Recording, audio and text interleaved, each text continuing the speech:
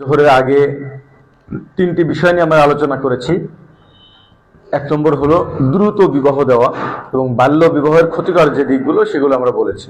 এবং আপনাদেরকে আরেকবারও বলতেছি যে বাল্য বিবাহের যে আইনের নামে যে 18 বছরের আইন করা আছে বা 16 বছরের যে আইন করার পরিকল্পনা চলতেছে, এগুলো সবগুলোই শরীয়ত পরিপন্থী এবং মানবতা বিরোধী।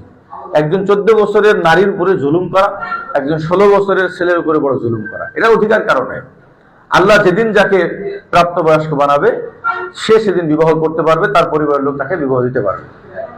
বুঝতে পারছেন? এখন আমরা মুসলিম হিসেবে আমাদেরকে এই জায়গাটা বিশ্বাসের জায়গা থেকে নিয়ে আসতে হবে এবং এটাই যে সুন্দর এটা আমাদেরকে বুঝতে হবে। দ্বিতীয় নম্বর আলোচনা ছিল তাসহিলুন নিকাহ, বিবাহকে সহজ করা। আমরা মেয়ে চয়েসের ক্ষেত্রে সহজ করব, আমরা ছেলে চয়েসের ক্ষেত্রে সহজ করব, আমরা ব্যবস্থাপনার ক্ষেত্রে আমরা সহজ করব, বয়সের দিক দিয়ে সহজ করব এবং পরবর্তী যে আচরণগুলো আছে যে ভাই একটা হলেও তোমাকে গহনা দিতে হবে, ভাই বিয়ের জন্য গহনা দেওয়াই লাগবে কেন? ছেলে এখন ছাত্র বয়স, এখন গহনা না দিলে কি হয়? এটার জন্য বিয়েকে আটকানো যাবে না। তারপরে যে দেশীয় প্রভাব, তারপরে আপনার যে কি বলে আরো ধরেন কত ধরনের কত কিছু চায় যে মানুষের, তা আমরা দেখি সমাজের মধ্যে। এই জায়গাগুলোকে সহজ করতে হবে, খরচ একেবারে সহজ করে ফেলতে হবে। চট্টগ্রামের ভাইদেরকে বারবার করে বলবো, সিলেটে চট্টগ্রাম ভাইদেরকে, যে আপনারা বিবাহর খরচকে নিয়ে চলে আসেন মাত্র 10,000, বাস কিছুই না। ওরা আসবে 2-3 জন, আপনারা 2-3 জন, বাস বিবাহ দিয়ে দেন। উম্মাহের উপর রহম করেন, যারা দিনদার ভাইরা আছেন কমপক্ষে তারা এটাকে বুঝেন এবং উম্মাহের উপর রহম করেন। মেয়েদের বাবাদের এই বোঝাকে হালকা করেন, ছেলেদের বাবাদের বোঝাকে হালকা করেন। বাবারা নিজেদের ছেলে মেয়েদেরকে যখন বিয়ে দিতে অনেক কষ্ট হয়, তখন বিয়ের কথা শুনলে বাপের মাথা গরম হয়ে যায়।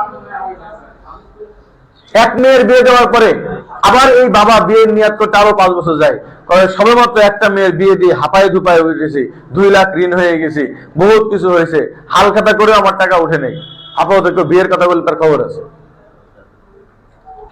তো আমরা বিয়ের ব্যবস্থাপনাকে কঠিন করার কারণে এই সমাজের মধ্যে নারীরা কি হয়ে যাচ্ছে?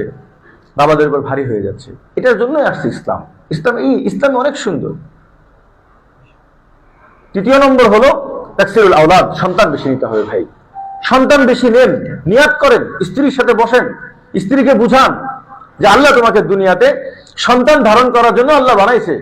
তুমি যদি একটা ভালো নারী হয়ে আল্লাহর কাছে উঠতে চাও, তাহলে সমস্ত কিছু বাদ দিয়ে আমি তোমাকে সংসারে ফ্রি করে দিচ্ছি, তুমি সন্তান নাও, সন্তান লালন পালন করো। তুমি যে সন্তান নিতে যাই কোনদিন মারা যাও, শহীদ হয়ে যাওয়া, দেখেন সন্তান নেওয়ার কি পরিমাণ ফজিলত। একজন নারীর পেটে যখন সন্তান আসে,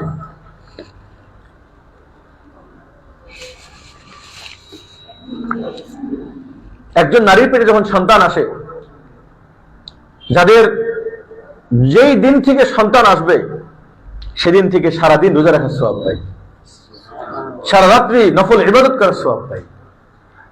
তারা তো ভালো করে ঘুমাইতে পারে না, খাওয়া রুচি ফুরায় যায় তো আল্লাহ রোজার সওয়াব দিয়ে দেয়, ঘুম কমে যায় তো আল্লাহ তাআলা নফল ইবাদতের সওয়াব দিয়ে দেয়। হাদিসের মধ্যে আছে, যখন কোন নারী বাচ্চা প্রসব করার সাথে সাথে সে নিষ্পাপ হয়ে যায়, কায়াউমিন ওয়ালিদাতহু উম্মুহু, তার নিষ্পাপ শিশু যেমন নিষ্পাপ, সে মা এরকম নিষ্পাপ হয়ে যায়। এরকম চান্স আমাদের পুরুষের কপালে নাই, যেরকম ওয়াদাকৃত নিষ্পাপ।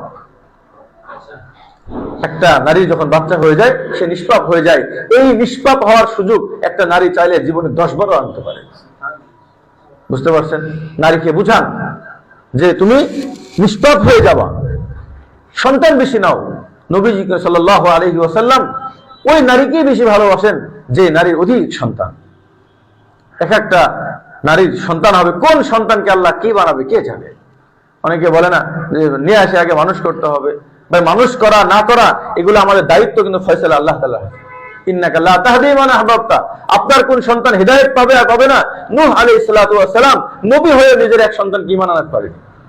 সন্তানকে পুরো মুসলিম বানানোর পুরো সিকিউরিটি বাদ দিতে পারবে না। পৃথিবীতে কোনো বাবা এ পর্যন্ত সন্তান ভালো আর সিকিউরিটি দিতে পারবে? বাবা চেষ্টা করতে পারে, কিন্তু কেউ সিকিউরিটি দিতে পারবে না যে আমার সন্তান মানুষ হবেই হবে। এটা আল্লাহ তাআলার ফয়সালা। নবীর পেটে আল্লাহ তাআলা কাফেরের জন্ম দিয়েছে, আবার দেখেন কাফেরের পেটে আল্লাহ তাআলা নবীর জন্ম দিয়েছে।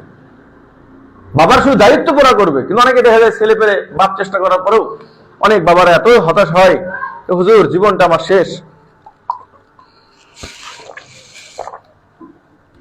পুরো জীবনটাকে বৃথা মনে হয়। কেন? ছেলেটা মানুষ হলো না। আমি বলছি না, এটা ভুল থিওরি।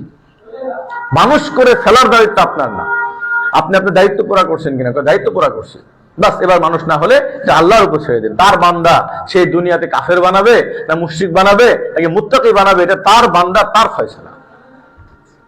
বলেন তো, এই প্যারা যদি আমাদের মাথার থেকে নেমে যায় তাহলে বাপেদের মাথা অনেক হালকা হয়ে যাবে না? বহু বাপ আছে এই প্যারা নিয়ে ঘুরে বেড়াচ্ছে, আমার সন্তান মানুষ হলো না কেন? মারা এই প্যারা নিয়ে প্রতিদিন বাপ আর মায়ের ঝগড়া করে, তোমার সন্তান। ভাই 7 বছরের পোলা একটু জোরে চিল্লাইলে বাপ কয় তোমার সন্তান জোরে চিল্লাই কেন? আরে ভাই 7 বছর বয়স পর্যন্ত একটা সন্তান বাল্য থাকে, তাদেরকে স্কুলে পড়ায়, এটা বাল্য অত্যাচার বলতে পারেন? 7 বছরের একটা শিশুকে ধরে নিজে ক্যারিতে ভরে দেওয়া, এটাকে আমি বলবো বাল্য অত্যাচার। এটা বন্ধ করেন পারলে। ছেলেরা 7 বছর, আপনারা গবেষণা যারা করেন তারা ভালো করে দেখেন, 7 বছরের আগে সন্তানের হাতে কলম দিতে হয় না। 7 বছরের আগে সন্তানদেরকে খাতা কলমে কিছু লেখাতে হয় না। সন্তানের গ্রোথে ক্ষমতা সমস্যা হয়। এটা আমি আর্টিকেল পড়ছি, যখন আমি প্রতিষ্ঠান করি আমার প্রতিষ্ঠানে 7 বছরের আগে কাউকে আমি ভর্তি নেই না। প্রত্যেকটা জিনিসের একটা সময় আছে। একটা সন্তানকে আপনি ABCD পড়াবেন, ভিন্ন কিছু মাথায় ঢোকাবেন, তার এই মাথায় এখন ক্ষমতা আসছে কিনা? এখন দাঁত উঠে আপনার মুখের মধ্যে গোস্ত দেওয়া শুরু করছে। আর এই কারণে আমাদের বর্তমান যুগের সন্তানদের মেধায় সমস্যা হয়। এই কারণে বিশাল বড় ডক্টর, কেউ দেখা যায় কিছুই বুঝে না, কেউ ওনাকে জন্ম দিয়েছে এটাই বুঝে না, বাবা মার সাথে খারাপ আচরণ করে মাথায় কাজ করে না, নবীকে গালি দিয়ে ফেলে একজন মুসলিমের পোলার, হেদায়েত জ্ঞান নাই। এই জ্ঞান স্বল্পতার বিশেষ একটা কারণ হলো অল্প বয়সে জ্ঞানের চাপ দেওয়া। তো যাই হোক, তনহামা দাগ দাগ সুদা পুম্বা কুজা কুজা আনে আম, আমাদের সমস্যা সব জায়গায়, বলবো কয়দিকে। তো মোহতারাম, যে ব্যাপারটা নিয়ে আলোচনা করতেছিলাম, যে আমাদের ৪র্থ নম্বর যে তাআদ্দুদুন নিকাহ, এটা হলো আমাদের একটা বিশেষ ব্যাপার, যে একাধিক বিবাহ। একাধিক বিবাহের ফাজাইল মাসাইল সারা বছর আলোচনা হয়েছে, এবং এটা যে 100% জায়েজ এবং এটা অনুমোদিত, এর মধ্যে কারোর সন্দেহ আছে ভাই? এটা যে আল্লাহ তাআলা হালাল বিধান, কোন সন্দেহ আছে? এটাকে কোনোভাবেই দিল থেকে অপছন্দ করা বা কেউ করলে তাকে অত্যাচার করা, তার বিরুদ্ধে মামলা করা, তাকে কটু কথা বলা, এটা কুফরি, ডাইরেক্ট কুফরি। কেউ যদি এটাকে করে তার ইমানের খতরা আছে। তো আমার আপনার স্ত্রী, আমার আপনার পরিবার, আমি আপনি নিজেকে এভাবে তৈরি করতে হবে যে একাধিক বিবাহ আল্লাহ তাআলা যেহেতু এটা বিধান, অতএব আমরা এই ব্যাপারে যদি কেউ করে, আমি আমার প্রয়োজনে আমি করব না, কিন্তু কেউ যদি করে আমি তাকে গালমন্দ করতে পারবো না। তো বিশেষ করে কাদের জন্য অনুমতি আছে আর কাদের জন্য অনুমতি নাই, এই ব্যাপারটা আমাদের স্পষ্ট একটু জানি। অনেক মেয়েরা আমাদেরকে বলেন যে হুজুর আমার স্বামী, ওনার কোনো সামর্থ্য নাই, যোগ্যতা নাই, উনি করছে, করবে, উনি কেন করবে? তো এই ব্যাপারগুলোর জন্য সবারই বলে, আমি সব ভাইদেরকেই বলতেছি যে ভাই আমরা একাধিক বিবাহের কথা বলতেছি এই জন্য না যে আপনি বিপদের মধ্যে পড়ে যান বা আপনি উপযুক্ত না। আমরা হজ করার কথা বলি, তো তার সামর্থ্য থাকা লাগবে না? তো এই জন্য ইসলামে আসলে একাধিক বিবাহ করার সামর্থ্যের জায়গাগুলো কে করতে পারবে আর কে করতে পারবে না, শুধু এই ব্যাপারটা নিয়ে আজকে আলোচনা করব। নবী করিম সাল্লাল্লাহু আলাইহি ওয়াসাল্লাম আল্লাহ তাআলা কোরআনে পাকের মধ্যে বলেন, ফানকিহু মা তাবা লাকুম মিনান নিসাই মাসনা ওয়া সুলাসা ওয়া রুবা, তোমরা 2টা বিয়ে করো, 3টা বিয়ে করো, 4টা বিয়ে করো, যদি তোমরা ভয় পাও, খুব ভালো করে বুঝবেন, যদি তোমরা ভয় পাও, আশঙ্কা করো যে তোমরা ইনসাফ করতে পারবে না, মানে তোমার নিজেকে যদি এতটুকুই বেইনসাফ লোক মনে হয় যে তুমি 2টা বউকে নিয়ে এসে কি করতে পারবে না, ইনসাফ করতে পারবে না, তোমার ভিতরে এতটুকু ইনসাফের মাত্রা নাই যে তুমি 2 স্ত্রীর মধ্যে ইনসাফ করবা, বাস, তাহলে তুমি 2টা বিয়ে করো না। কোন মাদ্রাসায় যদি কোনো মুহতামিম সাহেব মাদ্রাসা করার সময় যদি বলে হুজুর আমি মাদ্রাসা করবো, হুজুর তো এই নসিহতটাই করবে না যে ভাই তুমি মাদ্রাসা করবা, যদি উস্তাদদের বেতন ঠিকঠাক মতো দিতে পারো, ছাত্রদের পরিচালনা ঠিকঠাক মতো দিতে পারো, তাহলে তুমি কি করবা। তো এখন বলেন, সে পারবে কি পারবে না, সে করবে কি করবে না, এটাকে আগেই কারোর ব্যাপারে ফয়সালা দেওয়া সম্ভব? তো আপনি যদি মনে করেন যে আপনি এতটুকু না ইনসাফের মানুষ, ভয় পাচ্ছেন যে আমি ইনসাফ করতে পারবো না, সে যে কোনো কারণে হোক, বা এটাও হতে পারে যে হুজুর আমার তো ইনসাফ করার নিয়াত, কিন্তু আমার স্ত্রী এমন ফিতনা শুরু করবে বা আমার এলাকার লোক এমন ফিতনা শুরু করবে, তখন হয়তো আমি ইনসাফ করতে পারবো না। হ্যাঁ, এই কারণটা আমিও জানি। এজন্যই আমরা চাচ্ছি যে সমাজের মানুষকে ঠিক করতে, যে ভাই কেউ বিয়ে করলে আপনারা অত্যাচার করেন না। আজকে আমাদের সমাজের মধ্যে দ্বিতীয় বিয়ে করে বলে না ফিতনা হয়, ফিতনা যারা বিয়ে করে তাদের ফিতনা হয় না, বিয়ে করার পরে আশেপাশের লোক ফিতনা উঠায়। ভাই একাধিক বিয়ে করলে ফিতনা হতে পারে, এরা চলাচলি করবে, আপনি ফেসবুকে গালাগালি করেন কেন? তাদের কোনো সমস্যা নাই, বুঝতে পারছেন? আর একজন হ্যাঁ হুজুর খুব খারাপ, ভাই তার 2 স্ত্রী যদি তার কাছে থাকে তো আপনি তাকে খারাপ কেন বলতেছেন? তো আমাদের দেশে যে একাধিক বিবাহ করলে ফিতনা হয়, এটা যারা বিয়ে করছে তাদের কারণে না। অনেকে বলে যে সংসার ভেঙে চলে যাচ্ছে, হুজুর আপনার একজন শ্বশুর আমাকে ফোন দিয়েছে, আপনার কারণে আমার মেয়ের শ্বশুর সংসার ভাঙতেছে। কেন? আমি তো সবসময় মানুষকে ভালো সংসার করার জন্য বলি। কেউ আমাদের কাছে তালাকের কথা বললে বলো খবরদার, তালাকের কথা বলবেন না, সংসার করেন। কয় যে আমার জামাই একটা বিয়ে করতেছে, তারপরে আমার বউ আমার মেয়ে ওখানে থাকবে না, তো দোষটা আপনার মেয়ের, জামাইয়ের তো না। কারণ আপনার জামাই তো অন্যায় করেনি, আপনার জামাইকে আল্লাহ তাআলা বোঝাটা দিয়েছে। এখন যদি বলেন আপনি দুটা সন্তান নিয়েছেন, দ্বিতীয় সন্তান নেওয়ার সময় যদি বড় সন্তান রাগ করে বাড়ি থেকে চলে যায়, আপনারা কি করবেন? এই সন্তানটা মেরে ফেলবেন না বলবেন তুই বাড়া? তো আপনার দুটা সন্তান নেওয়াও যেমন আপনার অধিকার আছে, একজন পুরুষ মানুষ সে অধিক সন্তানের জন্য আর অন্য কোনো মাকসাদ যদি না থাকে, সে যদি মনে করে আমি অনেকগুলো নারীর দায়িত্ব নিব এবং আমি অনেকগুলো সন্তান নিব, এই পুরুষ যদি উভয়ের উপরে এতে ইনসাফ করতে পারে, তার জন্য করা রাইট আছে। আর এটার উপর ভিত্তি করে যদি কোনো বউ তাকে ছেড়ে চলে যায়, সংসারের অশান্তি লাগায়, এখানে সম্পূর্ণ 100% পাপী এই নারী। এখানে পুরুষের কোনো দোষ নাই। পুরুষের দোষ সময় হবে যখন সে বিবাহ করে এক স্ত্রীকে ফেলতে হয়ে চলে যাবে। কিন্তু যে দুই স্ত্রীকে রাখতে চাচ্ছে, সেই পুরুষকে রাখতে না দেওয়াটা যারা দিবে না তারা জালিম।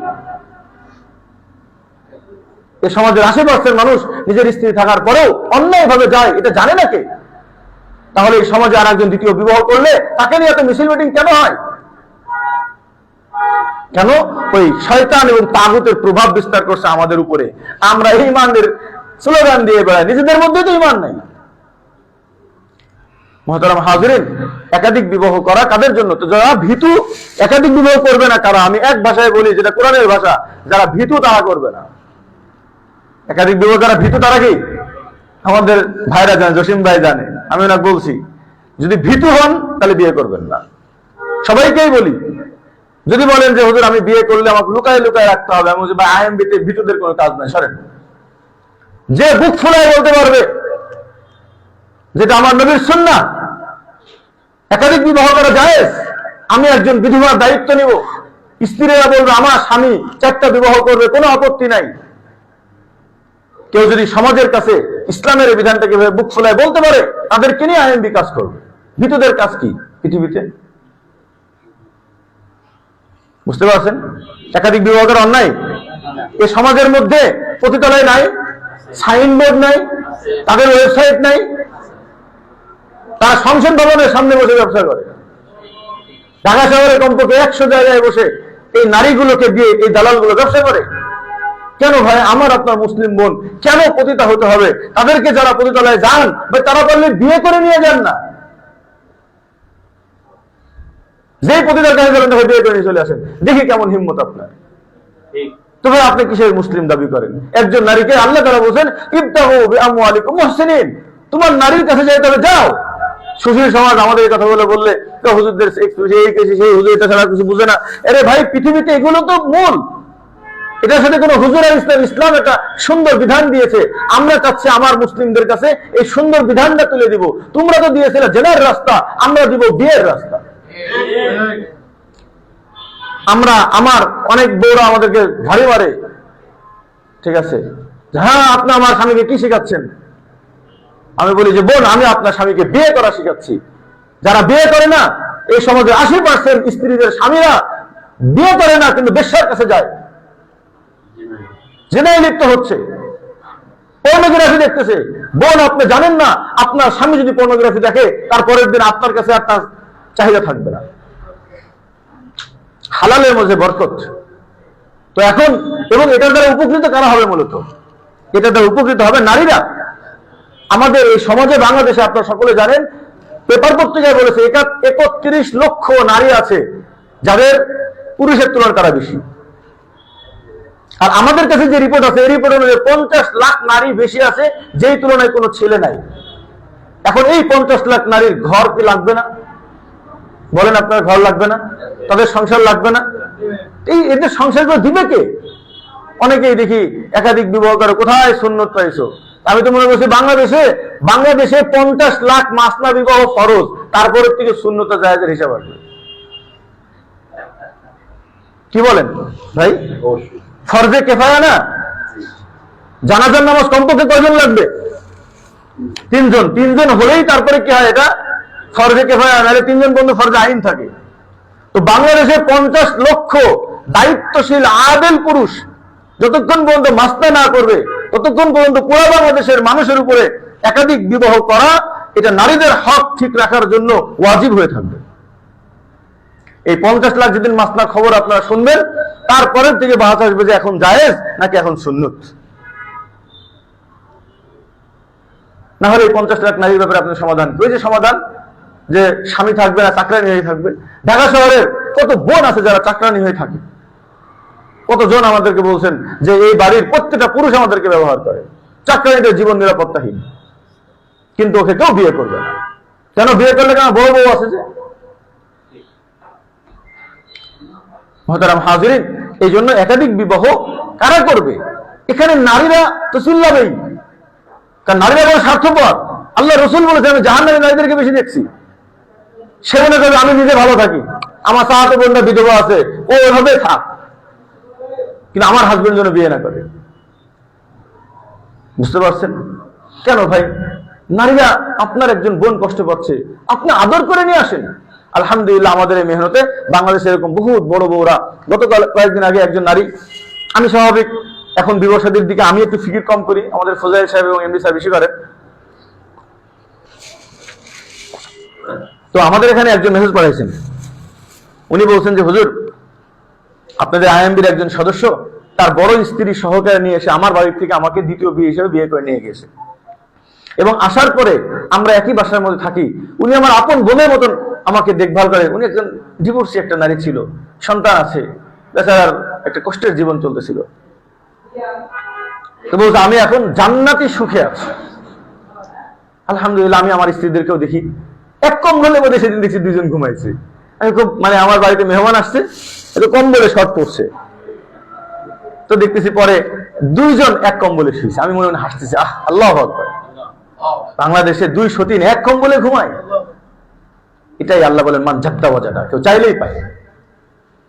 মুহতারাম হাজিরিন, তো আপনি দিল থেকে আরেকজন নারী হেফাজত করবেন।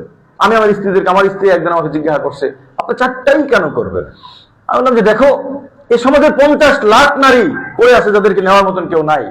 তো আমার যতক্ষণ স্পেস আছে আমি ততক্ষণ নিব। আমি আমার সাহেবকে বলছি হুজুর আমি তো আমার 4টা নিছি, আর তো আমার জায়গা নাই। আল্লাহ যদি আপনাকে জিজ্ঞাসা করে 50 লাখের মধ্যে তুমি কয়টা নিছিলে, আপনি কি উত্তর দিবেন সেটার চিন্তা করেন। আমি তো আমারটা নিয়ে নিছি 4টা। বুঝতে পারছেন মুহতারাম? তো এই জন্য ভাই এই দায়িত্বশীল, আমি অনেক সময় বলি যে ভাই একাধিক বিবাহ এটা কোনো খেলার ব্যাপার, মজার ব্যাপার না। এটা পুরুষদের উপরে আল্লাহ তাআলা দায়িত্ব দিয়েছেন, এবং এই দায়িত্ব নবী করিম সাল্লাল্লাহু আলাইহি ওয়াসাল্লাম পুরা করেছেন। সাহাবায়ে কেরাম, আপনার কি মনে হয় সাহাবায়ে কেরাম বিশাল টাকা পয়সায় টাকার কামড়ে বিয়ে করে বেড়াইতো? বা সাহাবায়ে কেরামের খুব শাহওয়াতের সমস্যা হচ্ছিল, গুনাহ হচ্ছিল, এই জন্য বিয়ে করছে? হয়তো সাহাবায়ে কেরাম রাদিয়াল্লাহু আনহুম গরিব, বেচারা নিজে খেতে পারে না, তারপরে একজন নারীর হাত ধরেছে যে বোন তোমার স্বামী মারা গিয়েছে, টেনশন করো না, আমি তোমার স্বামী। তার সন্তানগুলোকে লালন পালন করেছে। এই সমাজ কবে তৈরি হবে? আলহামদুলিল্লাহ 1 বছরের মেহনতে অনেকগুলো, প্রায় 300 পরিবার তৈরি হয়েছে আলহামদুলিল্লাহ। মুহতারাম হাজিরিন, যখন মানুষ এই একাধিক বিবাহ করবে এটার দ্বারা নারীদের উপকার হবে, একটা বিধবা নারীর ঘর হবে। কারণ কি জানেন, প্রথম বিয়ের ক্ষেত্রে স্বাভাবিক কেউ সন্তানের মা বিয়ে করতে চায় না। বুঝতে পারছেন? চাই। এই জন্য সন্তানের মা যারা, তাদেরকে দেখা যায় যে বিবাহিত ছেলেরা বিয়ে করবে। সব বিবাহিত ছেলে কেউ তালাক হয়ে গেছে, তখন দেখা যায় যার অনেক সময় আবার যেন আমাদের ছেলে যারা আছে সবাই কিন্তু যোগ্য না, সবাই দায়িত্বশীল না। এই জন্য 1 নম্বর হলো ভাই যারা ভীতু, ভাই স্ত্রীদের মাঝে ইনসাফ করা খুব বেশি কঠিন না, কিছুই না ভাই। আপনি দুজনকে সমানভাবে দেখলেই হয়েছে, এটা খুব কঠিন কিছু। আপনাদের 2-3টা সন্তান যাদের আছে, তারা 2-3টা সন্তানকে দেখতেছেন না, বাস এরকম স্ত্রীদেরকে দেখবেন, যার যা হবে তাই দিবেন। অসুখ হলে ডাক্তারের কাছে নিয়ে যাবেন, জমা দরকার জমা দিবেন, খাওয়া দিবেন, কারণ সবার কাছে সমান সমান ভাবে রাত্রিতে শুবেন। কি এত কঠিন কাজ? এই জিনিসটাকে এমন ভাবে বানাইছে যেন পৃথিবীর কেউ পারবে না। আশরাফি থানভী রাহমাতুল্লাহ পারেনি, এই জন্য আমরা কে বলছি আশরাফি থানভী পারেনি? বাকি ওনারটা আমরা যেভাবে কঠিন বলে বলি এরকম না ভাই। আমরাও তো ভাই 4টা স্ত্রী নিয়ে আছি। আমি আরেকবার শোনাইছিলাম যে কিভাবে আমি ইনসাফ করি। আমার প্রত্যেকটা স্ত্রী সাক্ষী দিবে যে আমরা ইনসাফ করি, কিন্তু আমার কোনো হ্যাসেলই নাই এটা নিয়ে। ওরাই গুনে রাখে। আমি ওদেরকে জিজ্ঞাসা, আমার এক স্ত্রী আছে, আমি তাকে বলে রাখছি, আমার মনে থাকে না, তুমি মেসেজ পাঠাও যে আজকে আমি কোথায় থাকবো, তো আমাকে বলে যে আজকে আপনার অমুক জায়গায়, আপনার অমুক জায়গায়। তো আদালতের অর্ধেক কাজ ওরা নিজেরাই করে, মানে ম্যানেজার ওরা। বুঝতে পারছেন? কঠিন কিছু না, এটা একটা সুন্দর পরিবেশ, জান্নাতি পরিবেশ, দ্বীনি পরিবেশ। আপনারা আমাকে গালি দেন আর যাই দেন, এটাই শুনি। এটার দ্বারা আমার স্ত্রীদের একে অপরে হেল্পফুল থাকে। আমি দেখি এক স্ত্রী বাচ্চা সারা রাত ঘুমাইতে পারে না, বাথরুমে গেলে গেলে বাচ্চা কান্নাকাটি করে। তো আর এক মা, ঢাকা শহরে তার কেউ নাই আমার, তো আর এক মা ও যখন দ্বিতীয় আর এক স্ত্রী ঘরের মধ্যে থাকলো, এই জন্য আমার প্রত্যেকটা ফ্ল্যাটে আগে একসাথে ছিলাম, এখন দুইটা ফ্ল্যাট, তো দুই ফ্ল্যাট দুজন দুজন করে থাকে, হেল্পফুল হয় একে অপরের। একজন একটু অসুস্থ, আর একজনের সেটা দেখভাল করে। কোনো সময় কষ্ট হয়, এক স্ত্রী আমার বাপের বাড়িতে গেছে, একজন একা হয়ে গেছে, তো বলতেছে আমার একা একা ভালো লাগতেছে না। আমি চিন্তা করে দেখছো যে একা একা ভালো লাগতেছে না, তো তাদের ভিতরে অনেক মহব্বত তৈরি হয়েছে। এখন এক স্ত্রী সেদিন আমাকে বলতেছে যে এমন মহব্বত তৈরি হয়েছে আমাদের যে আপনি ছাড়তে পারবো কিন্তু ওই সতীন ছাড়া থাকতে পারবো না, এত মহব্বত আল্লাহ তাআলা তৈরি করছে। ওয়াজআলনা বাইনাহুমা মাওয়াদ্দাতাও ওয়া রাহমা। কোন পরিবারের মধ্যে যদি দিন চলে আসে, আল্লাহ বলেন স্বামী স্ত্রীর মধ্যে আমি মহব্বত তৈরি করে দেবো এবং এটাকে মাওয়াদ্দাতাও ওয়া রাহমা, এটা আল্লাহ তোমাদেরকে রহমত স্বরূপ দিবে। এখন এই পরিবেশ আপনার পরিবারে তৈরি করেন আপনি।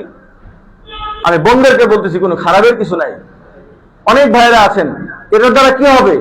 এটার দ্বারা আমাদের দেশের 50 লাখ নারী তারা সংসার পেয়ে যাবে।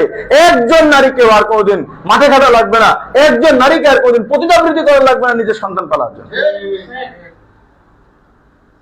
যারা এখনো আমাদের ব্যাপারগুলোকে বুঝেন না, আর ভাই আমি আপনাদেরকে বারবার একটা কথা বলি যে ভাই ইসলামের দুশ্মনদের গালি দেখে কোনোদিন ভয় পাবেন না। তারা আমাদের ভালো কাজকে কোনোদিন বিশ্বাস করবে না, ভালো লাগবে না। ওয়ালান তারদা আনকাল ইয়াহুদা ওয়ালান নাসারা। আমার আল্লাহ তাআলা আমার নবীজিকে বলে দিয়েছেন যে কখনোই তারা আপনার উপর খুশি হবে না যতক্ষণ পর্যন্ত তাদের আদর্শে আপনি না যাবেন। কোনদিন তাগুতকে খুশি করতে পারবেনই না। অতএব আমাদের ইসলামে যেটা আছে ভাই আমরা এটা করবো। আমাদের ভাই তোমাদের সাথে তো মারামারি নাই, বাকি আমি 4টা বিয়ে করবো, 40টা সন্তান নেবো, আমাকে ডিস্টার্ব করো না, তাহলেই হবে। যার যার ব্যক্তিগত লাইফ, আপনার এদের নিয়ে এত মাথা কামানো কেন ভাই? কত ভাই তো যাদের ইনসাফ করতে পারবে না ভাই। আর আমি আর একটা কথা বলি, শর্টকাটে বলি, তাহলে বুঝতে সহজ হবে। তো যারা ভয় করবে, যারা ইনসাফ করতে পারবে না, এতটাই ভীতু, বড় স্ত্রী এমন করেছে হুজুর স্ত্রী আমার খাবড়ায় মেরে ফেলবে, বা এমন বড় বংশের যে আমি আরেকটা বিয়ে করলে আমার সব তছনছ করে দিবে, তাহলে ভাই আপনি এসবের দিকে যায় না, আপনি ইনসাফ করতে পারবেন না। ওই নিয়ে এসে বড় বউকে আবার তালাক দিয়ে দিবে। এই ভীতুদের এখানে কাজ নাই। যারা মনে করবেন হুজুর অসুবিধা নেই, আমার ইনকাম আমার স্ত্রী আমি এস্টাবলিশ করবো, তো তাদের বিবাহ করার অনুমতি আছে। দ্বিতীয় নম্বর হলো যে যাদের সামর্থ্য নাই। এখন সামর্থ্য বলতে কি বোঝায়? ওই আপনি 50,000 টাকা ফ্ল্যাটে রাখছেন, তারপরে কবে নিজের বই চালাতে পারেন না, দাবি করতে চাই। সামর্থ্য বলতে ইসলামের যে হকটা আছে, আমি গত প্রোগ্রামে বলেছিলাম 5টা হক আছে। আপনি যদি কোনো নারীর এই 5টা হক আদায় করার পরেও হুবহু এইরকম আরো একটা নারী আদায় করার সামর্থ্য হয়, তাহলে আপনি একটা বিবাহ করতে পারবেন। অর্থাৎ বর্তমান বাজারে ধরেন একজনের 15-20,000 টাকা একজন নারীর পেছনে যদি খরচ করার মতো সামর্থ্য হয়, তাহলে সে একজন স্ত্রীর জন্য সামর্থ্যবান। যদি কারো 30,000 টাকা ইনকাম হয়, তাহলে সে 2জন নারী পালার মতন সামর্থ্য। কারো যদি 50,000 হয়, সে 3জন। যদি নিজের বাড়ি থাকে, তাহলে আমার যেমন ঢাকা শহরে 10,000 টাকা ভাড়ায় চলে যায়, নিজের বাড়ি থাকলে তো ভাই 10,000 টাকা দিবও চলে। কারণ ইমাম সাহেবরা চলে কেমনে? ও ওনারা বরকতে চলে না, বুঝতে পারছেন তো? সামর্থ্য এতটুকু। এখন কাদের কাদের প্রয়োজন দেখেন ভাই। যে সমস্ত পুরুষ ভাইরা তাদের দীর্ঘদিন বিয়ে করছে, বাচ্চা হয় না, তো এই পুরুষ ভাইদের দ্বিতীয় বিবাহ করা প্রয়োজন। এটা কোন যুক্তি দিয়ে খণ্ডন করতে পারবেন? তার তো সন্তান লাগবে, তার তো পৃথিবীতে সন্তান লাগবে, ওরস লাগবে, তো সে দ্বিতীয় বিবাহ করবে। ইসলাম এটাকে হালাল করছে। দ্বিতীয় নম্বর, অনেক ভাইরা আছেন যাদের স্ত্রীরা লম্বা সময় অসুস্থ, যেটা আপনারা অসুস্থ যারা তারা বুঝবেন, 6 মাস 7 মাস 8 মাস কাছে যাইতে পারে না, তখন এই পুরুষ ভাইগুলো এখানে গুনাহে লিপ্ত হয়। ইসলাম বলছেন তুমি আরেকটা বিবাহ করো। যে সমস্ত ভাইয়েরা স্ত্রীদের থেকে দূরে থাকে যে কোনো কারণে, যেমন বিদেশে থাকে অথবা চট্টগ্রামে 4 মাস ওখানে চাকরি করে, আবার মা বাবার কাছে একজন রাখা দরকার, অথবা ঢাকার বাড়িতে একজন রাখা দরকার, তো দূরে থাকে, এখানে বসে বসে গুনাহ করে। বউ আছে গ্রামের বাড়িতে, উনি থাকেন ঢাকায়, তো বউ রাখেন সাথে একটা, না রেখে উনি যায় হলো আরেক জায়গায়, বউ রাখেন। তো হুজুর সমাজের লোক মানবে না, তো আপনি জেনা করতেছেন, সমাজের লোক মানতেছে, তা আপনি না মুসলিম, আপনি আল্লাহকে ভয় পান। হাদিসের মধ্যে লা ইয়াজনি জানি ওয়া হুয়া মুমিন, যে জেনা করে সে কখনো মুমিন হতে পারে না। যে মুহূর্তে জেনা করবে এই মুহূর্তে ঈমান তার কাছ থেকে চলে যায়। যদি কারো জীবনে ঘটে যায়, আমরা সবাই খাস দিলে তওবা করি, তওবা করলে আল্লাহ মাফ করে দেয়। বহু যুবক ভাই আমাদের এখানে বলছেন, হুজুর আজকেই আমি খাস দিলে তওবা করছি, আর কোনদিন জিনা করবো না। আল্লাহ হালাল পন্থা দিয়েছে। এরপরে ভাই যে সমস্ত পুরুষ, আপনারা আমাদের কাছে বহুত অসংখ্য ঘটনা আছে যে নারীরা অক্ষম থাকে, ওই রকম থাকে না, তখন এই পুরুষগুলো তখন অন্য রাস্তা বেছে নেয়। তো যখন স্ত্রী ছাড়া তো আর যদি অন্য হালাল পন্থা আছে সেগুলো বন্ধ করে রাখছেন, তখন সে হারামে চলে যায়। এজন্য একাধিক বিবাহ যাদের প্রয়োজন, বোনরা অনেক সময় বুঝে না, আমি কোনোভাবে এটা মানবো না, তুমি করলে আমি চলে যাব। তো এটা ভাই তাকে তো আখেরাতের সঙ্গী হওয়া হলো না, এটা না, এটা তো সঙ্গীর কাজ না। সঙ্গী তো এটা বলবে যে ঠিক আছে, তোমার যদি আর একটা বিবাহ না করলে গুনাহ হয়, তোমার যদি কষ্ট হয়, গুনাহ না হোক, অনেকের কাছে গুনাহ হয় না কিন্তু কষ্ট হয়, অনেক ধৈর্য ধরে থাকা লাগে, বেচারা রোজা রাখা শুরু করে, কপালটা কত পোড়া, বউ হালালটাও রোজা রাখে। ওই যে এক বই আটকায় গেছে, ভাই রোজা রাখা কাদের জন্য? যাদের 4টা পর্যন্ত সামর্থ্য আছে, এরপরেও লাগতেছে তাদের রোজা। হালাল থাকতে রোজা কেন? বুঝেননি ব্যাপারটা? হালাল থাকতে রোজা রাখতে বলছে আল্লাহ রাসূল। আপনার হালাল আছে তো ওজন ব্যবহার করে, এবার আর হালাল নাই আপনার জন্য, হয় সামর্থ্য নাই, না হলে হালাল নাই, এবার আপনার রোজা রাখে। মোহতারাম হাজিরিন, অনেকে এটা তাসাব্বুরি করতে পারে না, ওনার বউ লাগে কয়টা। ভাই যারা অসুস্থ, যারা বছরকে বছর অন্যভাবে ব্যবহার করছেন, তাদের এটা বুঝে আসবে না। হয়তো একটা নিয়েই তো ধরেন হালুয়া রাখাতে যেতে অবস্থা খারাপ। এই জন্য মোহতারাম, এটা আমাদের আগামী প্রজন্মের জন্য লাগবে, কারণ আমাদের আগামী প্রজন্ম তারা অন্যায় ব্যবহার করবে না, তাদের 4টা স্ত্রী ছাড়া তাদের এই যৌবনের হালাল, তাদের এটার কোনো নিরাপত্তাই থাকবে না। আজকে এই দেশের মানুষকে যদি আপনি জেনা থেকে বাঁচাইতে চান, গুনাহ থেকে বাঁচাইতে চান, আর প্রত্যেকটা নারীর হেফাজত যদি নিশ্চিত করতে চান, তাহলে একাধিক বিবাহের কোনো বিকল্প নেই। আর একাধিক বিবাহের দ্বারা কি হবে? অধিক সন্তান হবে। আজকে বলেন যে সমস্ত নারীরা আর বিয়ে না করে জীবনটা কাটাই দিল, এই নারীদের আর কিছু না, কমপক্ষে সন্তান উৎপাদন বন্ধ আছে কিনা? হ্যাঁ, অনেক দেখা যায় না, অনেক বড় বড়, আমি খালি চিন্তা করি, অনেক সুন্দরী সুন্দরী, অনেক আমাদের আত্মীয় স্বজনের মধ্যে একটা সন্তান নিয়ে ছেলের মুখে দিকে তাকায়, আর সন্তান নিচ্ছে না। চিন্তা করি যে এইরকম একটা ফুলের মতন মায়ের পেট থেকে আরো 10-12টা ফুলের মতন সন্তান বের হবে, আর উনি এক সন্তান নিয়ে পুরো জীবন কাটাই দিচ্ছে। হায় হায়। এই জন্য ভাই একাধিক বিবাহ যাদের 1 নম্বর হলো, যাদের সামর্থ্য আছে, যারা ইনসাফ করতে ভয় পায় তারা করবে না, যারা ভীতু তারা করবে না, যারা ভয় থেকে বের হয়ে আসতে পারবে তারা করবে। তারা যদি ইনসাফ করতে পারে এবং পুরো নিয়াত থাকে, তাহলে তাদের জন্য কোনো আপত্তি নাই। নবীরা করেছেন, সাহাবা ইকরাম করেছেন, তাবিঈন করেছেন, এখনো বর্তমান যুগের উলামা ইকরাম করতেছেন। ভাই যারা এই সুন্দর রাস্তা নেবে তারা গুনাহ থেকে মাহফুজ হবে, তারা হবে, তাদের সন্তান বেশি হবে। যারা এটাকে বুঝবে না, এই সামাজিকতার সাথে চলবে, তো এই ঢন ঢন করেই কবরে যেতে হবে। তো মুহতারাম হাজিরিন, এই হলো তাআদ্দুদুন নিকাহ। 4 নম্বর আমরা নিকাহ শুয়ুখ, মুরব্বিদের বিবাহ। এটা আমাদের সমাজের অনেক বড় একটা ট্যাবু হয়ে দাঁড়াইছে, যে একজন পুরুষ হোক, একজন নারী হোক, স্বামী যদি মোটামুটি 30 পার হয়ে যায় নারীদের, বা যদি 40 পার হয়ে যায়, তাহলে এই নারীর আর এই সমাজ বিয়ে মানবে না। বিয়ে করলে তবে সি সি সি সি সি সি সি সি 40-45 হয়ে গেছে, ওই নারীর এখনো বিয়ে করতে মন চায়। অনেক নারী আছে লজ্জায় আর কোনদিন মৃত্যু পর্যন্ত কাউকে বলতে পারে না। অবশ্য এই নারীগুলো পুরোটাই যৌবনের কষ্টে ভুগে, কেউ কেউ তো অন্যায় কাজও করে ফেলে। আবার যে সমস্ত পুরুষ ভাইদের স্ত্রী মারা গিয়েছে, পুরুষের বয়স ধরেন 55-60, আপনারা তো বলেন এখানে অনেক মুরব্বীরা আছে, আমার দুলা ভাই জিজ্ঞাসা করছিলাম বয়স প্রায় 50-এর উপরে। আলম ভাই আমার তো বয়স এখন 32-33-34 চলতেছে, 55 অবস্থা হলে কি হয়? আমার বলছে মামুন, 55 বছর বয়সে আসলে আমার কাছে মনে হয় না যে আমি 1% দুর্বল হয়েছি। তো পুরুষ মানুষের কোনো আয়েসা নাই, আছে ভাই? নারীদের আয়েসা আছে, পুরুষের আয়েসা আছে? পুরুষ কোনদিন আয়েসা হয় না। পুরুষ 90 বছর বয়স, আমার এক উস্তাদে মুহতারাম, উনি যখন মারা যায় ওনার 103 বছর বয়স, আর ওনার সন্তানের বয়স 11 বছর। তার মানে ওনার সন্তান হয়েছিল ওনার 92 বছর বয়সে। মুফতি আব্দুল সালাম সাহেব চাটগ্রামে রহমতুল্লাহ আলাই, ওনার এই কিছুদিন আগে, আমি যখন 2014-তেও, উনি মুরব্বী, ওই সময় ওনার বাচ্চা হয়েছে। মুহতারাম, পুরুষ মানুষ তারা যদি সঠিকভাবে চলে, তারা যদি যৌবন অপব্যবহার না করে, আল্লাহ তাআলা পুরুষ মানুষকে এভাবেই বানান, কারণ চাষি তো এভাবে বানান যে মৃত্যু পর্যন্ত তার চাষ করতে পারবে। যেদিন থেকে চাষ আর করতে পারবে না, দেখেন সেদিন থেকে কিন্তু সাইকে পানি হয়ে যায়। তারপরে তার আবার নামাজ রোজা মাপ, মানে সদকা দিলে চলে যায়। তার মানে ওইদিকে যতদিন পর্যন্ত বাচ্চা নেওয়ার ক্ষমতা হয়নি ততদিনও নামাজ নেই, যেদিন থেকে বাচ্চা ক্ষমতা শেষ সেদিনও নামাজ নেই।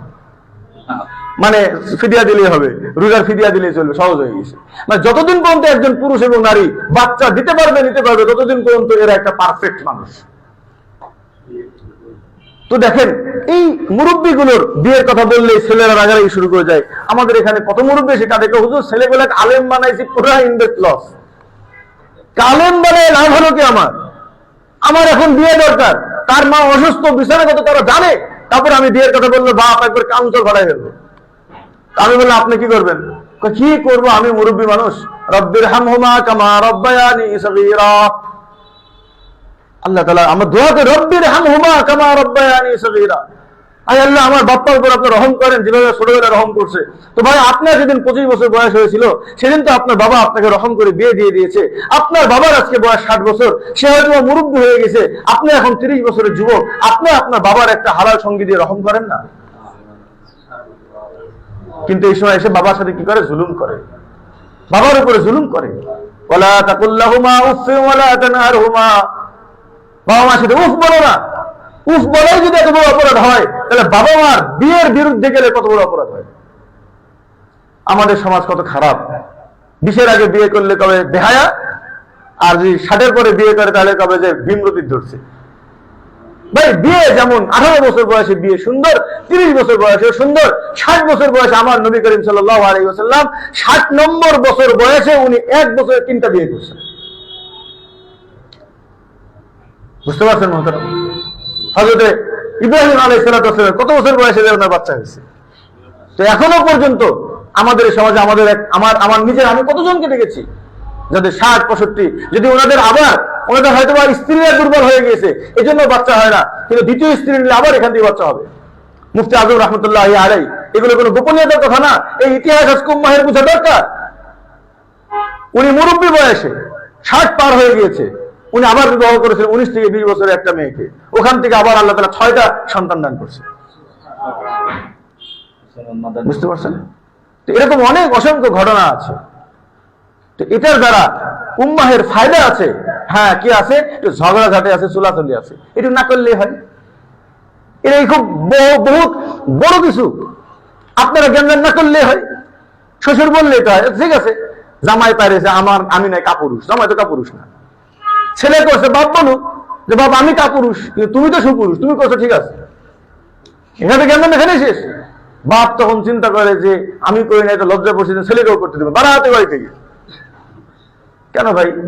আপনি পারেননি 1-2 স্ত্রীর মধ্যে আপনি হিসাব করতে পারেননি, আপনার ছেলে যদি এটার সাহস করে তো আপনাকে বাধা দিচ্ছেন কেন? তাহলে বোঝা গেল যে একাধিক বিয়ে নিয়ে আপনারও চুলকানো আছে। যদি আপনার চুলকানি থাকে তো মনে করবেন আপনার ইমানের খতরা আছে।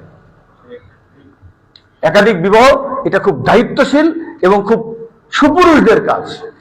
এই জন্য মুহতারাম হাজিরিন, আমি আপনাদেরকে বলি, আর রিজালু কাওয়ামুনা আলান নিসা, যারা বাড়িতে নিজের কর্তৃত্ব খাটাইতে পারি না, যারা বাড়িতে পুরুষ না, যারা রাষ্ট্রে পুরুষ না, ভাই তাদের কাজ না এটা। পরিচালনা কমিটি হবো আমরা, সেখানে পরিচালনা ক্ষমতা চলে গেছে নারীর হাতে। আল্লাহ রাসূল লা ইয়াফলাহু কওমুন ওয়াল্লু আদবারাহুম ইলান নিসা, ওই কওম কোনদিন কামিয়াব হবে না যাদের আকবার, যাদের ব্যবস্থাপনা, যাদের সিদ্ধান্ত চলে গেছে নারীর হাতে। অনেকে বলে হুজুর আরেকটা বিবাহ করবো, বউ তো মানবে না। ভাই আপনি আমল করবেন, বউ মানবে না মানবে এটা আপনার শিক্ষা। এই প্রশ্ন আসলে কেন? স্বামীর কথায় স্ত্রী চলবে না, স্ত্রীর কথা স্বামী চলবে? এটাতে আপনারা কি বুঝান না বুঝান এটা বুঝি না, কিন্তু ইসলাম যেটা বুঝাইছে এর মধ্যে নারী নিরাপত্তা। আজকে আপনারা নারীদেরকে স্বাধীন বানাইছেন, স্বাধীন বানায় কি হয়েছে? স্বাধীন বানায় এই নারীদেরকে প্রতিটা বানাইছেন আপনারা। এই নারীগুলোকে বেকারি বানাইছেন, এই নারীগুলোকে পণ্য বানাইছেন, তাদেরকে ব্যবহার করে নিজেরা কোটি পরিমাণ, তাদের একটা নাভির ছবি নিয়ে কোম্পানির লোক কোটি কোটি টাকার মাল সেল করে। ইসলাম নারীদেরকে সম্মান দিয়েছে। নারীর সংসার করার মধ্যে, নারীর বাচ্চা নেওয়ার মধ্যেই নারীর সম্মান আছে, এখানেই মানুষের সৌন্দর্যতা। আজকে নারীদেরকে তারা চাকরানি বানাইছে, ইসলাম নারীদেরকে রানী বানাইছে, আর তাগুত নারীদেরকে চাকরানি বানাইছে। এই জন্য মুহতারাম হাজিরিন, এই একাধিক বিবাহ সবাই নিয়াত করবেন না। ভাই আপনার সামর্থ্য নাই তো দেখেন, একাধিক বিবাহ করলে যদি কারো ইয়াকিন থাকে যে আমি বিবাহ করার মাধ্যমে আমার বরকত হবে, যেটা আমার হয়েছে, সবার তো আর একরকম না হলো, আপনি নিয়াত করে পরে ইমান হারাই যাবে। এই জন্য আমি সবাইকে পরামর্শ দিই যে আপনি আরো এক স্ত্রী চালানোর মতন ক্ষমতা হওয়ার পরেই আপনি করেন। আর আমি আমার স্ত্রীকে বলছি, দেখো 2টা বিয়ে করছি, এখনো বরকত অত আসতেছে না, আরেকটা করি। ঠিক আছে করেন। পরে আরেকটা করছি, এখনো হচ্ছে না, পরে আরেকটা করি, 4টা করছি, বরকতের দুয়ার খুলে দিয়েছে। আর ওই প্রথম জন, এর আগে তো টাকা পাইতো না, এখন প্রথম জন সহকারে সবাই বরকত পাচ্ছে। তো এরকম যদি ইয়াকিন কারো থাকে, তার ব্যাপারটা ভিন্ন। কিন্তু স্বাভাবিক, আপনার যে সামর্থ্য আছে, আপনার একজন স্ত্রী আছে, এরপর যদি আপনার কাছে মনে হয় আপনি খুব ভালো আছেন, কোনো গুনাহ হচ্ছে না, তাহলে আপনার জন্য করা সুন্নত। তাহলে আপনার জন্য করা কি সুন্নত। আপনি একজন নারী যদি হেফাজতের নিয়াতে করেন, মানে আপনার কোনো সমস্যা নাই, আপনার সামর্থ্য আছে, কিন্তু গুনাহ হয় না, শুধুমাত্র যদি আপনি একজন নারীর দায়িত্ব নেওয়ার জন্য, একজন অসহায়ের পাশে দাঁড়ানোর জন্য বিয়ে করেন, তাহলে এটা আপনার জন্য কি হবে? সুন্নত হবে। আর যদি কোনো ভাইয়ের সামর্থ্য থাকে, কিন্তু তাও নিজেকে গুনাহ থেকে বাঁচাতে পারতেছে না, পর্নোগ্রাফি দেখতেছে, জেনা করতেছে, তার জন্য দ্বিতীয় বিবাহ করার সামর্থ্য থাকলে ফরজ। অনেকে বলেন না কোনটা সুন্নত কোনটা ফরজ, আজকে ব্যাপারটা খুব বলি, বুঝতে পারছেন?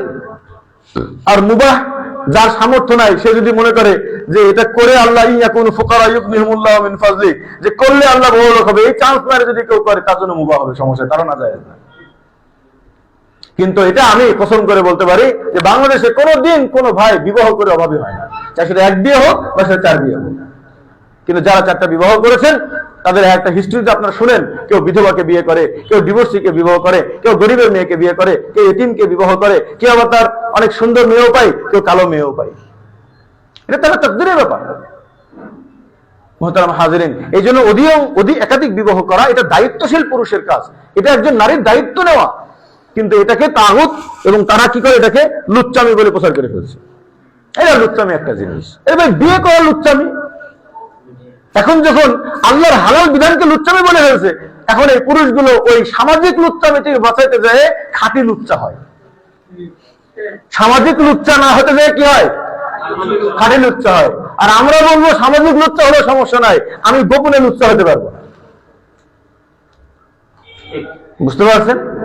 সমাজের লোক আমাকে হাজি সাহেব মনে করতেছে, আমি রাত্রে যাচ্ছি আর এক জায়গায়, আমি আমার কি বলে ঘরের মধ্যে বসে আমি অন্য কিছু দিচ্ছি, কিন্তু সমাজের লোক আমাকে আইম্মায়ে কেরাম মনে করতেছেন, কি লাভ এতে?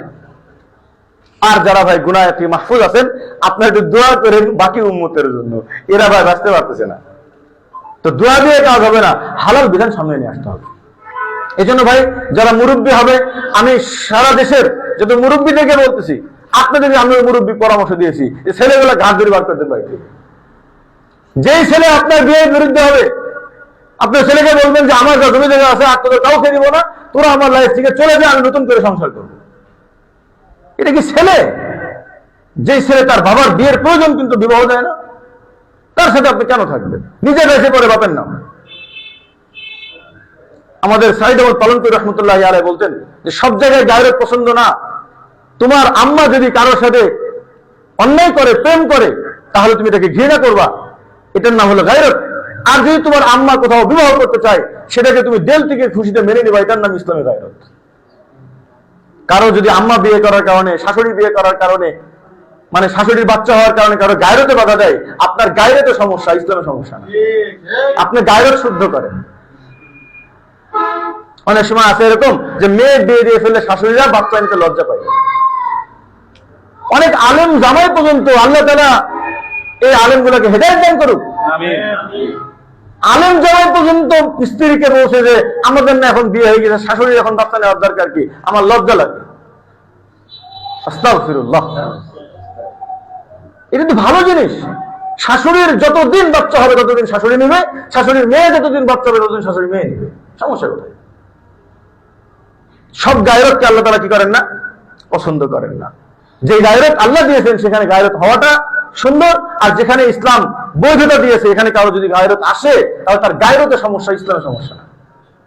চেঞ্জ হলে গায়রত চেঞ্জ হবে, ইসলাম চেঞ্জ হবে না।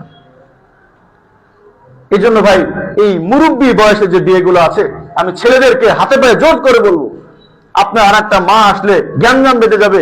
এটা হলো তাগুতি সমাজের কথাবার্তা। আপনি আদর্শ নেন, ইসলামের আদর্শ নেন। আপনি এরকম কোন একজন নারীকে দেখেন, তারও স্বামী দরকার। আপনার এক ছেলের দ্বারা একটা মানুষ, আপনার বাবা এবং আরেকজন নারী যার সন্তানরা চাচ্ছে না, এই দুইজন নারীকে আপনারা বিবাহ দিয়ে দেন, উভয় পরিবার উভয় জাহানের অনেক কামিয়াবি অর্জন করবে। আপনার মা আছে, আপনার বন্ধুর বাবা আছে, আপনার দুই বন্ধু মিলে পরামর্শ করেন যে দোস্ত এক কাজ কর, আমার মাকে তোর বাবার সাথে বিবাহ দিয়ে, আপনার শাশুড়ি বেঁচে আছে, শ্বশুর নাই, আপনার শ্বশুর বেঁচে আছে, শাশুড়ি নাই, দুইজন মিলে দুই বিআই বেআইনকে বিবাহ দিয়ে দেয়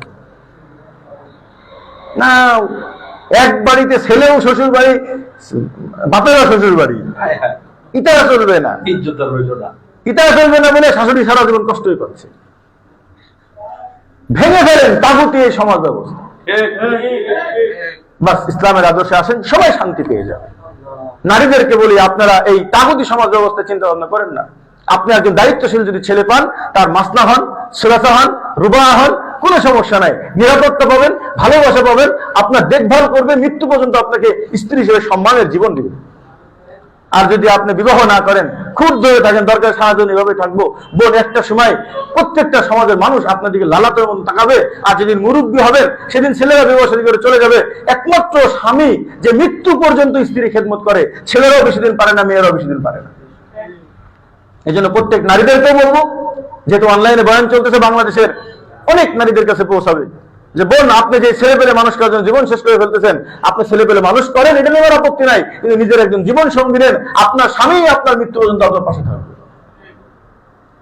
এই সমাজের লোক দুটা সন্তান হলে বলে কি, দুটা সন্তানের মুখে দিক তাকে আর বিয়ে করা দরকার নেই। আবার কারো কারো অনুমতি হলো খুঁজে বেড়াই, এমন কোন ছেলে আছে যার বউ মরে গেছে, বউ চলে গেছে।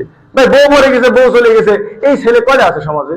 আর যাও আছে তার 90% আবার বাকিরা করে ফেলে, কারণ 30 লাখ তো এমনি বেশি আছে। কিন্তু যদি এখানে আল্লাহ বিধানটা নেওয়া হয় যে ঠিক আছে, আমার বোন বিধবা, দেখেন হযরত ওমর রাদিয়াল্লাহু আনহু, ওনার মেয়ে আপনার ডিভোর্স হয়েছে, উনি যে প্রস্তাব দিয়েছে কাকে? আবু বকরকে। ওইখানে আবু বকরের দুটা স্ত্রী আছে, তিনটা স্ত্রী আছে, যে আমার মেয়ে ডিভোর্সে হয়েছে, আমি যদি ক্ষুব্ধ হয়ে থাকতো, আমি ওমর আমার মেয়েকে কারো ওয়াহেদা ছাড়া দিব না, তাহলে আল্লাহ রসুলকে পেতে না। আপনারা যদি কারো মাস্টার দিতে পারেন, তাহলে যোগ্য যোগ্য জামাই পাবেন। অনেক সময় হয় না যে এক চাচার জামাই হয়েছে হেবি সুন্দর, কোটিপতি, ওনার গাড়ি বাড়ি, শালিরা যে ওনার কাছে, কেন ভাই? তাহলে এক কাজ করেন, 4 চাচা 4টা মেয়ে দিতে নিতে হয়েছে, তাহলে ওনার সার্ভিস আপনারা পুরো বাড়ির লোক পাইলেন, কি সমস্যা? বড় ভাইয়েরও শ্বশুর, মেজো ভাইয়েরও শ্বশুর, সেজো ভাইয়েরও শ্বশুর, ছোট ভাইয়েরও শ্বশুর, ওনার কোটি কোটি টাকা আছে, এক ভাই খালি খাওয়ার দরকার কি? 4 ভাই আত্মীয় হয়ে যান, উনি 4 ভাইয়ের জন্য শ্বশুর হিসেবে আপনার আপ্যায়ন করবে, তাদের কোনো সমস্যা নাই। বলেন তো, সহজ রাস্তা না? আপনি দেখেন ইসলাম কি বলে। হযরত আলী রাদিয়াল্লাহু তাআলা আনহু, ওনার যে 9 নম্বর স্ত্রী, ওই স্ত্রী যখন বিবাহ করছেন, ওই স্ত্রীর আরো 2টা বোন আছে। হযরত হাসান রাদিয়াল্লাহু তাআলা একজন কে বিয়ে করছে, হযরত হুসাইন রাদিয়াল্লাহু তাআলা আরেক বোনকে বিয়ে করছে। আপন বাপ ভাই, সকলে ভাইরা ভাই। এটা ইসলামের সৌন্দর্য। বিয়ে যত সহজ হবে, তত মানুষের জীবন সহজ হবে। আর এজন্য আমাদেরকে বুঝতে হবে, ইসলাম, আল্লাহ তাআলা বলছেন, যে গায়রে মাহরাম তাকে নিয়ে তুমি সিরিয়াসলি ভাবো, যার সাথে পর্দা করা ফরজ তাকেই বিবাহ নিয়ে তুমি ভাবতে পারো, কোনো সমস্যা নাই।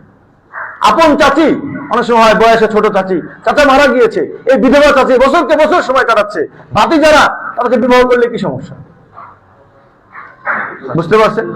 আপন ভাই, তার ভাবি কষ্ট পাচ্ছে, সে এক বউ নিয়ে আছে, সে তার ভাবিকেও বিবাহ করেনি, তাহলে ভাবির একজন স্বামী হলো, কয়ে যে আমরা তার দেখভাল করি, ভাই আপনি তার বাজার ঘাট করে দিতে পারেন, তার যখন মাথাটা যন্ত্রণা করবে, তার মাথা টিপে দেওয়ার মানুষটা কোথায়? আপনি আপনার বিধবা বোনকে বাজার করে দিতে পারেন, বাড়ি করে দিতে পারেন, কিন্তু সে যখন জ্বরে আক্রান্ত হবে, তার পাশে যখন খুব কাছে একটা মানুষ লাগবে, সেই রাত্রিতে কে থাকবে তার কাছে? আল্লাহ তাআলা বলেন, হুন্না লিবাসুল লাকুম ওয়া আনতুম লিবাসুল লাহুন্না, নারীরা তোমাদের পোশাক, তোমরা নারীদের পোশাক। ভাই, পোশাক এই জন্যই বলা হয়েছে, মৃত্যুর 1 মিনিট আগ পর্যন্ত পোশাক লাইফ থেকে চললে, লাইফ থেকে সরে গেলে মানুষের যেমন লজ্জা লাগে, মানুষের জন্য নিরাপদ থাকে না, ঠিক একেবারেই মৃত্যু পর্যন্ত একজন পুরুষ, তার পাশে একজন হালাল সঙ্গী লাগবে, আর একজন নারী, তার মৃত্যু পর্যন্ত একজন হালাল সঙ্গী লাগবে।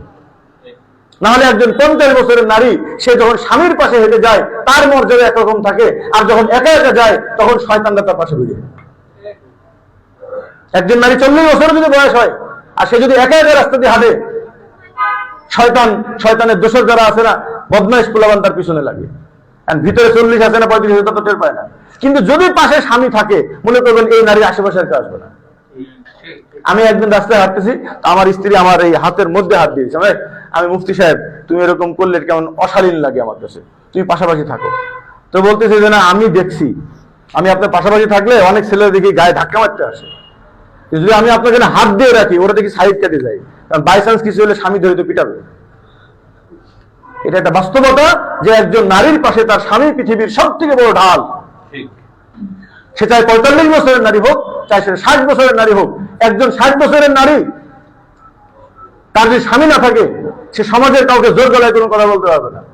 কিন্তু 60 বছরের নারীর পাশে যদি তার স্বামী থাকে, তার গায়ে জোর থাকে কত। স্বামী কয় তুমি এটা করে নিয়ে এসে দিবা, কোনো কথা নাই। স্বামী না থাকলে কাকে বলবে? একজন নারীর স্বামী না থাকলে সে পঙ্গু হয়ে যায়, একজন পুরুষের স্ত্রী না থাকলে সে পঙ্গু হয়ে যায়।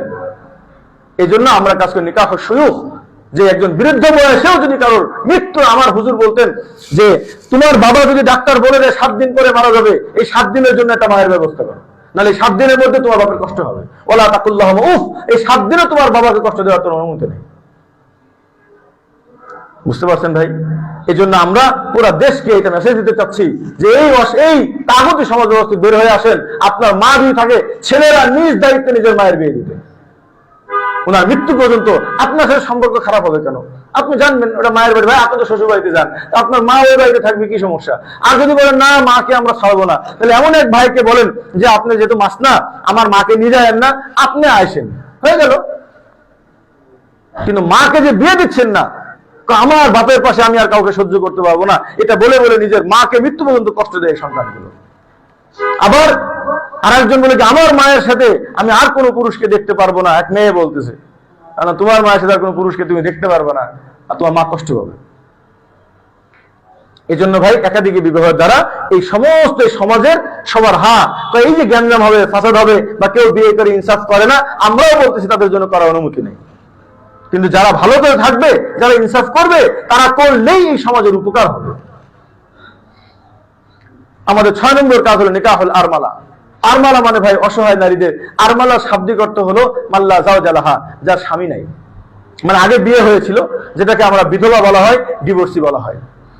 এছাড়াও আমাদের সমাজের মধ্যে অনেক অসহায় নারী আছে, যারা গরিবের মেয়ে, বাবা নাই, এতিমের মতন ঘুরে বেড়াচ্ছে, কালো, একটু বেটে, বা একটা হাতে সমস্যা, নখ কেটে গেছে।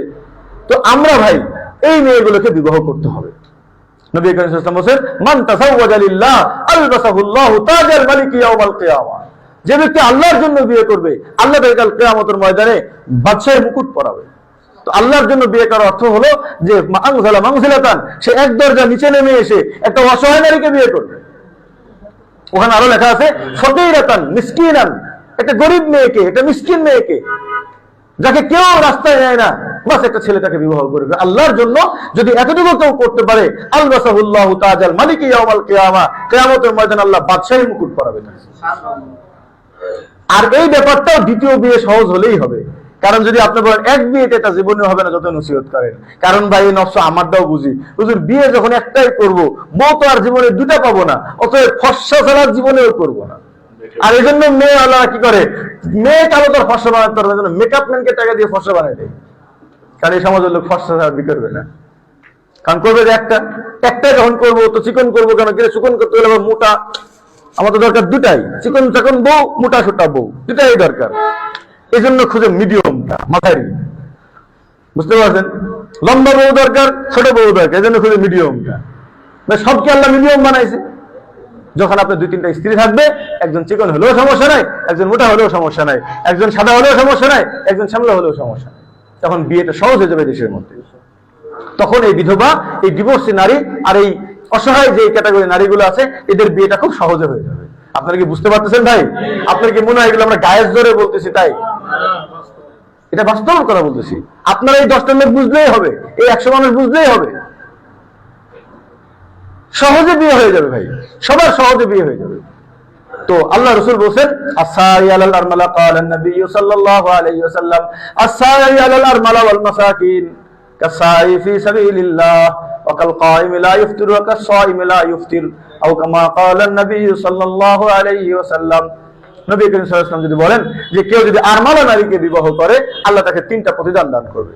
1 নম্বর হলো যে সে একজন মানুষ আস-সাই ফি সাবিলিল্লাহ, যুদ্ধের ময়দানে একজন মানুষ গিয়েছে, তার যে একটা আল্লাহর রাস্তায় যাওয়ার সওয়াব, এই সওয়াবটা এই মানুষটা সংসার করে করে পাবে। ওয়াকাল কায়িমিন লা ইফতিরু, সারা রাত্রি দাঁড়িয়ে ইবাদত করবে, কোনদিন 1 মিনিটের জন্য যে বিশ্রাম নেবে না। ওয়াকাল সায়িমিন লা ইফতিরু, সারা বছর রোজা রাখবে, একদিন রোজা ভাঙেনি।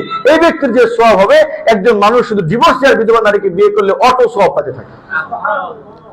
আমার যখন 3টা স্ত্রী হয়ে গেছে, 4th নম্বরের জন্য অনেক বাবার আমাকে বলছে, হুজুর আপনাকে জামাই বানাতে চাই, আপনাকে জামাই বানাতে চাই। আমি বললাম দেখেন, এই মাত্র 3টা আছে বাকেরা, আমার একটা অটো মেশিন লাগবে যেখান থেকে আমার অটো সওয়াব হবে। এই জন্য আমি চূড়ান্ত সিদ্ধান্ত নিয়েছি যে আমি কোনো অবিবাহিত মেয়েকে বিয়ে করব না। আমি হয় বিধবা আর না হলে ডিভোর্সি, সন্তান থাকলে আরো বেশি ভালো হয়। তো বলছে কি জন্য এরকম জিদ ধরছেন কেন? আমি বললাম দেখো, আমি তো এতগুলো বিয়ে করছি, আমি তো এত বেশি রোজা রাখতে পারি না, এত বেশি নফল ইবাদত করতে পারি না। একজন যদি বিধবা নারীকে বা একজন যদি ডিভোর্সি নারীকে আমি বিয়ে করি, 24 ঘন্টা আজ থেকে মৃত্যু পর্যন্ত আমার প্রত্যেকদিন রোজা রাখার সওয়াব হয়। আপনার বিশ্বাস না হলে আমার এই হাদিসটা বিশ্বাস হয়, তাই আমি করছি। আপনার বিশ্বাস হলে আপনি করেন। আমি সবাইকেই বলবো যে ভাই একজন বিধবাকে বিয়ে করেন, একজন ডিভোর্সিকে বিয়ে করেন, আল্লাহর জন্য একটা নারীকে বিয়ে করেন। একটা কালো নারী বিয়ে হচ্ছে না, আপনি করেন ভাই। 4টার মধ্যে একটা কালো করেন, একটা ন্যাংরা করেন। আমাদের এক ভাই একটা বউ, একটা অন্ধ নারী। আচ্ছা বলেন তো, এই নারীটার কি শরীরে কি ক্ষুধা লাগেনি? এই নারীটা কেউ বিয়ে করে না কেন? হুজুর একটা বলেন তো, যে একটা বউ রাখবে সে করবে বা কেমনে কোন? কিন্তু যদি আপনার 3টা নারীর যদি 4টা বিবাহ যদি অনুমতি থাকতো, তাহলে আমরা বলতে পারতাম যে ভাই একটা তো আপনি খুব সুন্দরী দেখে করছেন, আর একটা নারী ভাই আপনি আল্লাহর জন্য করেন। তখন সে চিন্তা করবে ঠিক আছে হুজুর, অসুবিধা নাই, আমার তো 2টা বউ আছে, একটা অন্ধ বউ থাক, সবাই মিলে ওকে দেখভাল করবে। যদি একাধিক বিবাহ যদি চালু থাকে, তাহলে এই বিধবা এবং ডিভোর্সি নারীগুলোর বিয়ে খুব দ্রুত হয়ে যাবে। আর যেই কারণে আইএমবি মাত্র 1 বছরে প্রায় 400-র কাছে প্রায় 380 জনের উপরে নারী বিবাহ হয়ে গেছে, এবং দূর দূরান্ত থেকে বিবাহ হয়েছে এরকম খবর আসছে প্রায় 1000-এর উপরে। হ্যাঁ, এতগুলো বিবাহের মধ্যে সবাই তো আবার একরকম না, কারো কারো একটু ডিস্টার্ব তো হবেই। এটা প্রথম বিয়েতে যেরকম হয়, দ্বিতীয় বিয়েতেও হবে, এটা কোনো ম্যাটার করে না। এর দ্বারা কি হবে? পুরুষরা হেফাজত হবে, নারীরা কি হবে? হেফাজত হবে। মুহতারাম হাজিরিন, আল্লাহ তাআলার কোনো বিধান আমাদের জন্য অনুপকারী না, বুঝতে পারছেন? এই জন্য আপনারা চেষ্টা করবেন বিধবা ডিভোর্সি নারীদেরকে সহজে বিয়ের ব্যবস্থা করা, সন্তানগুলোকে লালন পালন করার মতন মানসিকতা রাখা। ইতিমের মাথায় হাত দিলে হাতের নিচে যত চুল থাকে সমস্ত চুলগুলো কি হয়ে যায়? মাফ হয়ে যায়। আর আমি বোনদেরকে বলবো যে আপনারা এই সুন্দর বিধানের পাশে থাকেন, আপনারা সাপোর্ট করেন আপনার স্বামীকে। আপনি এটার বিরুদ্ধে গেলে আল্লাহ নারাজ হবে। এটার কারণে যদি আপনার স্বামীকে ছেড়ে চলে যেতে চান, আপনার উপর আল্লাহর লানত পড়বে, মানুষের লানত হবে, পুরো দুনিয়ার লানত হবে। আপনার এই না মেনে নেওয়াটা একজন নারীকে ঘর দেওয়া থেকে বিরত রাখতেছে। আজকে যদি বাংলাদেশের কমপক্ষে 50 লক্ষ মেয়েরা, নারীরা যদি এটা বলে ঠিক আছে অসুবিধা নাই, আমার হাজবেন্ড যদি আরেকজন নারী হেফাজত করে তাহলে আমার কোনো আপত্তি নাই, তাহলে আমি খোদার কসম বলি এই বাংলাদেশে আর একটাও প্রতিটা কোনদিন থাকবে না। এই বাংলাদেশে আর কেউ এই বাংলাদেশে কোন নারীদেরকে ভারতে পাচার করতে পারবে না। বিদেশে কাজ করতে যায় নারীরা, কেন যাবে? আপনারা বিয়ে করেন না তো যাবে না তো করবেন? আপনার বিয়ে করে খাওয়ান, যাবে কেন? আল্লাহ তাআলা আমাদের সকলকে বোঝার তৌফিক দান করেন। তো এই 6টা ব্যাপার নিয়ে আমরা আলোচনা করি। আমরা চাচ্ছি সমাজের মধ্যে এই ব্যাপারগুলো মানুষ বুঝুক, ইসলামের এই বিষয়গুলোকে মানুষ বুঝুক, ইসলামের থিওরিগুলোকে মানুষ বুঝুক। এর দ্বারা যে যে মানবে তার কি হয়ে যাবে ভাই? উপকার হবে। যে যত দেরিতে মানবে তার উপকার তত দেরিতে শুরু হবে। অনেক ভাই আমাকে, যে আমাদের জসিম ভাইকে আমি বলছি, ভাই আরো কয় বছর পরে করবেন? হুজুর আরো 1 বছর পর। আমি 1 বছর পিছাই গেলে। আমি অনেকে বলছি ভাই আরো 3-4 বছর পরে করেন। 3-4 বছর পরে গেলে বাচ্চা তো হবে আরো 1 বছর পরে, তার মানে এমনি 4 বছর পিছাই গেছি। ভালো কাজ আল্লাহ সামর্থ্য দিলে করে ফেলেন, তবে খুব খেয়াল রাখতে হবে ভাই, এই কিছু অন্যায় কাজ করা যাবে না। গোপনে কখনো বিয়ে করবেন। আপনার আগে শক্তি তৈরি করেন, আপনাকে সাহস তৈরি করেন। কোন নারীকে গোপনে রাখলে অনেক সময় নারীরা অসহায়, তো কি করবো, ঠিক আছে আমি গোপনে থাকি, কিন্তু এই নারী কয়েকদিন পরে আর হক আদায় করা হয় না, আর মিথ্যার পর মিথ্যার। আজকে কবে যেটা সব বুঝাইতে যাচ্ছি, কালকে হুজুরের সোহবতে যাচ্ছি, তারপরের দিন বন্ধু আসছে, এই মিথ্যা বলে বলে আর এক স্ত্রীর কাছে যায়। আপনি ভাই কাকে ভয় পায় আল্লাহর সামনে মিথ্যা কথা বলতেছেন? দরকার কি? আপনি তো কোনো অন্যায় কিছু করেননি, জোর করে বলেন আপনি আমি অন্যায় করিনি, আপনি ইনসাফ করেন। আর কেউ ভাই না ইনসাফি করবেন না। বড় স্ত্রীরা একটু কষ্ট পাবে ভাই, এটার জন্য আমি আপনাদেরকে বলি যে যদি অনেক বড় স্ত্রীরা যদি পুরো দিন বুঝে যায় তারা তো হাসি মুখে করবে, আর যদি পুরো দিন না বুঝায় তাদেরকে দিন বুঝান, এবং তারা যদি একটু কান্নাকাটি করে, ওই যে কুরবানিতে জবাই করলে একটু চিল্লাবে আর কি, বুঝতে পারছেন? যেটি চিল্লাবে ওদেরকে বুঝান যে তোমার এই চিল্লানোর কারণে আরেকজন নারী ঘর পাবে না, আমার আল্লাহ সামর্থ্য দিয়েছে, আমি না ইনসাফি করবো না, আমি দুজনকেই ভালো করে রাখবো, কারণ তোমার সমস্যা কোথায়? এরপরেও যদি বলে না আমার সমস্যা, আমি থাকবো না, তাহলে ভাই এই নারীও শয়তানের পক্ষে পড়ছে। ওকে বুঝান, আল্লাহর কাছে দোয়া করেন, আল্লাহ যেন সবাইকে বোঝার তৌফিক দান করেন। এই থিওরিটা যদি মানুষ আস্তে আস্তে নিয়ে নেয়, তো দেখবেন এই সমাজের মধ্যে ফুটন্ত গোলাপে আর কোনোদিন দাগ লাগবে না। সমস্ত পুরুষরা একেবারে সতীত্ববান পুরুষ এবং নারী হবে, আর এখান থেকে আগামী প্রজন্ম তৈরি হবে। সেই প্রজন্মর হাতে, সেই প্রজন্ম ইনশাআল্লাহ ইমাম মাহাদির ব্যাটালিয়ান হবে। আল্লাহ তাআলা আমাদের সবাইকে বোঝার তৌফিক দান করেন। কারো যদি কোনো বিষয়ে প্রশ্ন থাকে, ব্যক্তিগত কোনো কথা থাকে, তাহলে ইনশাআল্লাহ আমরা আসরে পরে করবো ইনশাআল্লাহ।